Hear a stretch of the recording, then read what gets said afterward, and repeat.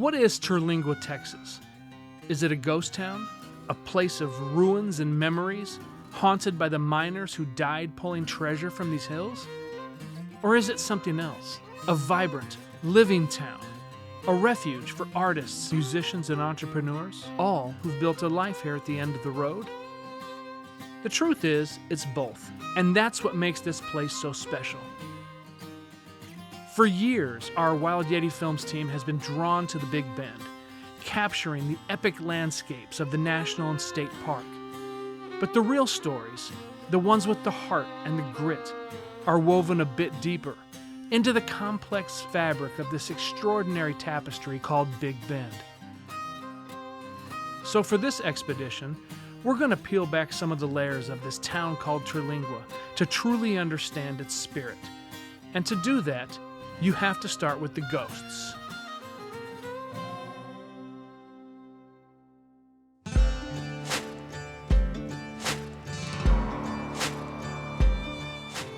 To understand the ghost town, you have to understand why a city of 2,000 people ever existed here in the first place. The answer is in the rock, a brilliant red ore called cinnabar, which holds one of the world's most toxic and valuable metals, Mercury. In 1903, a Chicago industrialist named Howard E. Perry started the Chisos Mining Company. And when World War I drove up the demand for mercury to use in explosives, Terlingua became a boom town, one of the nation's top producers of quicksilver. Perry built himself a mansion on the hill, overlooking his entire operation. But we learned the real story of this town isn't just in the mansion. It's found in the ruins of the miners' homes, and in the stories buried in the cemetery.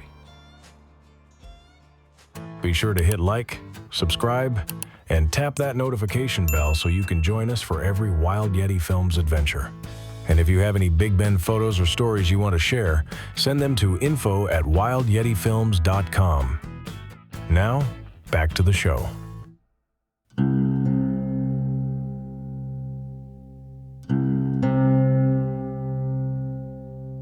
The Terlingua Cemetery is one of the most photographed graveyards in Texas, and for good reason.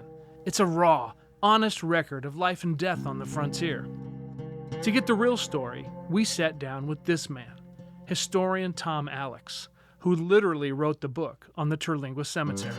Well, the Terlingua Cemetery is a Texas state historical cemetery. It's also listed on the National Register of Historic Places. The history of it goes back to the Chisos Mine here, whenever this community first developed and grew. And the first deaths in this community, they located that area was far enough away from town, and it had a modicum of soil that you could actually dig a grave into. Most of this is pretty solid bedrock, but that was one of the few places where they could actually put a grave in the ground. The first graves in there were early 1900s, 1903 when the mine started working. By 1906, I know there are some graves that are in there that probably date that far back. Names of the individuals that are in there, the identified graves, unfortunately, out of that 530 odd graves, only 98 of them do we actually know who's buried in a particular grave. And unfortunately, the old timers, most of those folks have passed away by now, and there's no way to recover that information, and that's the real travesty.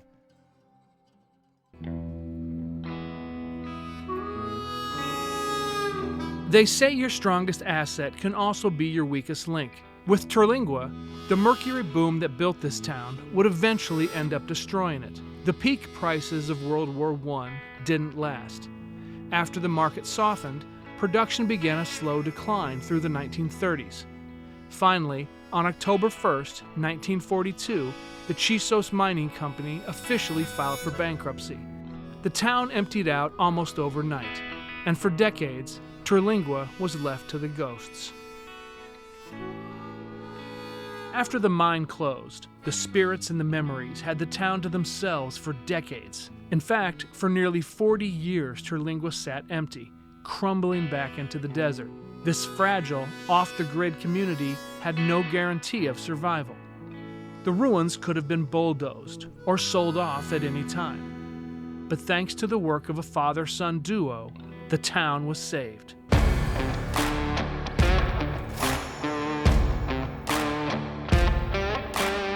I'm Bill Ivey, and I own the historic Terlingua Ghost Town.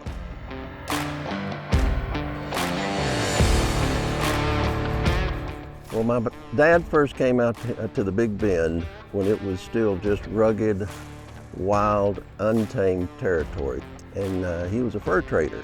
He ended up staying and establishing a trading post along the Rio Grande up above where Lajitas is now. I took over the trading post when I graduated from Texas A&M and ran it for about 13 years, and it was quite an adventure. And during that course of events, my father and I ended up buying the old ghost town here of Terlingua. This is Bill Ivey. In 1982, he and his father bought the entire ghost town, preserving it from being torn down or developed. My whole goal was to preserve it, not to develop it, not to turn it into, some hokey Disneyland type ghost town, but to preserve not just the buildings and the structures, but also the history and the culture. There's very little written history about the ghost town. And it has a culture, I think, all of its own. It has a spirit all of its own. And I felt that Terlingua is very special, it's very unique, architecturally, culturally, history, everything is so unique to Terlingua. It was really important for me to preserve that. Bill's work laid the foundation for a new kind of boom. The old company store became the Terlingua Trading Company. He renovated the Perry Mansion, saving it from collapse. The same with the historic St. Agnes Church. And he helped foster a community that would see these ruins not as a graveyard, but as a canvas. Drawn in by the freedom and raw beauty that Bill Ivey helped preserve, a new kind of pioneer arrived in the 70s and 80s. They were artists, musicians, people seeking creative freedom. We wanted to get a full picture of this creative spirit, so we found her.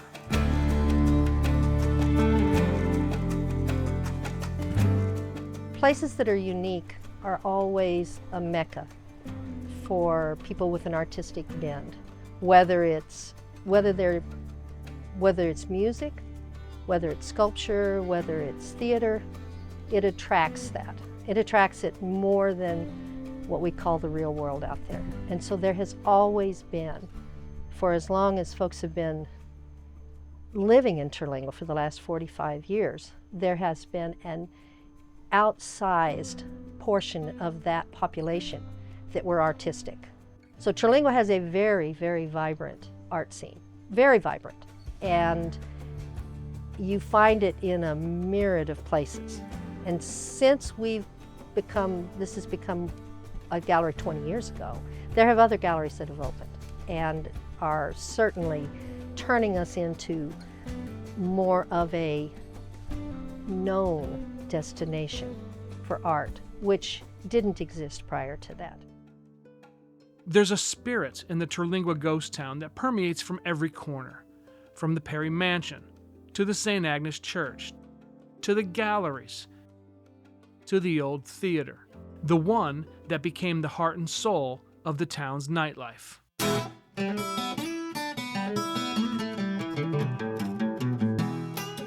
This is the Starlight Theater. Now, back in the day, it was the town's movie house. Today, it's one of the best restaurants in West Texas, a place where you can get a world-class meal, listen to live music, and soak in a century of history. It's the perfect example of what modern Terlingua is all about, taking the bones of the past and giving them a vibrant new life.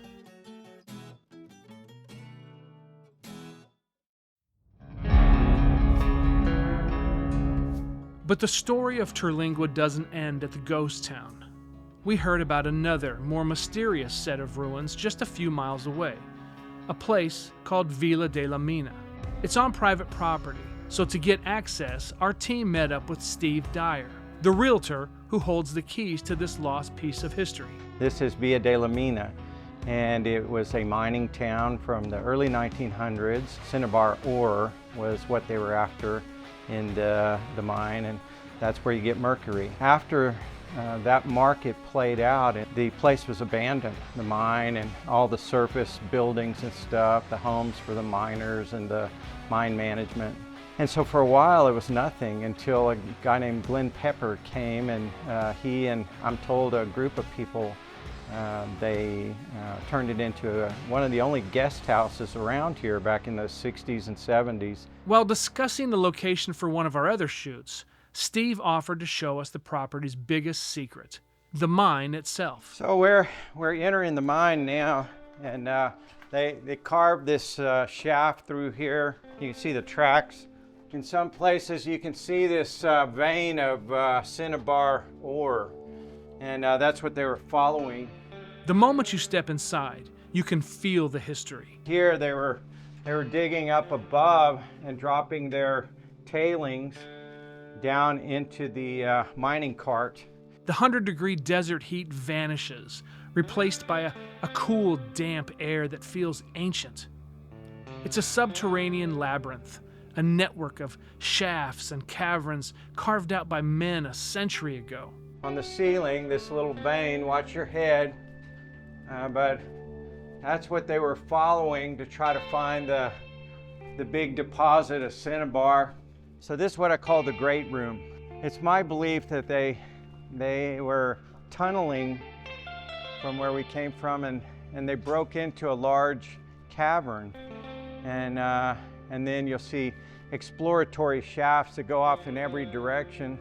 Mines like this are filled with stories, legends of ghostly miners who appear to lone wanderers, leading them to rich veins of ore, or sometimes deeper into the darkness forever. You want to be careful when you're looking down here, but there are shafts that go way down, and they're horizontal shafts. Looking down into that unsettling silence, you can't help but feel the weight of the men who toiled and died in this darkness, their stories lost to time. Right along here heads toward the back of the mine, and this is really, in my opinion, the highlight of coming in here. The cinnabar is that red stuff on the roof, and the white quartz crystal follows it, and the two are sort of married together, if you will. Ceiling gets a little lower, but if you come back here, I think you'll be impressed with this formations here at the end. And see, it's all over here. See how it just goes way back in there? Visiting that mine was a reminder that for every story you see on the surface in the Big Bend, there are a dozen more buried just beneath your feet. Home, take me home, 'cause I may die tomorrow, but I will live today. Home, take me home, 'cause I may die tomorrow, but I will live today. The Spirit of Terlingua, that blend of history, freedom, and a little bit of madness, means something different to everyone. It's a monument to the miners, the hundreds of men who pulled treasure from the earth at a terrible cost, their stories etched into the stones of the cemetery.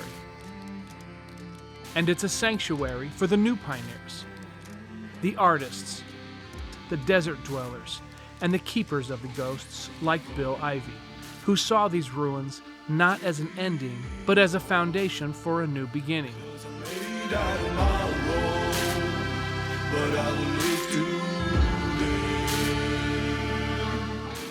It's a testament to the kind of spirit that can only be forged in a place this harsh and this beautiful. A spirit of resilience, of fierce independence, and of a community that has chosen to build a life on its own terms at the very edge of the world.